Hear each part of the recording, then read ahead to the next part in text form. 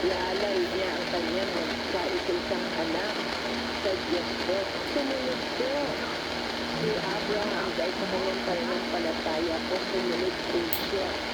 And ibinigay niya po ang kanyang kaisa-isang anak po sa Diyos na handa niya po alito. At subalit, ano po sabi ng Panginoon sa kanya? And wag sasaktan si Isaac. And sabihin po, nasubukan ang kanyang pananampalataya. Kaya ibinigay niya po yan ang nararapat po sa kay Abraham. Amen. So, ganun din po sa ating mga kapatid kapag tayo po sumasampalataya. Amen. Ito po ang daan upang maibigay natin ang hinihingi.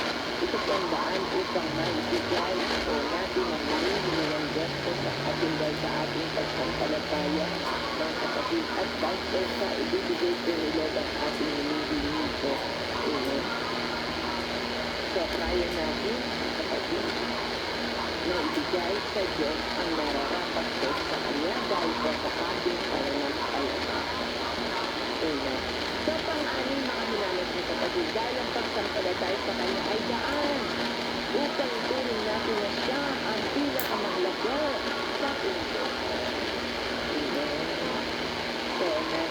So, mga kapatid, dahil ang pagsampalataya sa Kanya ito'y daan upang ituring natin na siya ang pinakamahalaga sa ating buhay. Wala na dapat mahalaga sa ating buhay kundi ang Diyos lamang. Dapat siyang number one po sa ating buhay.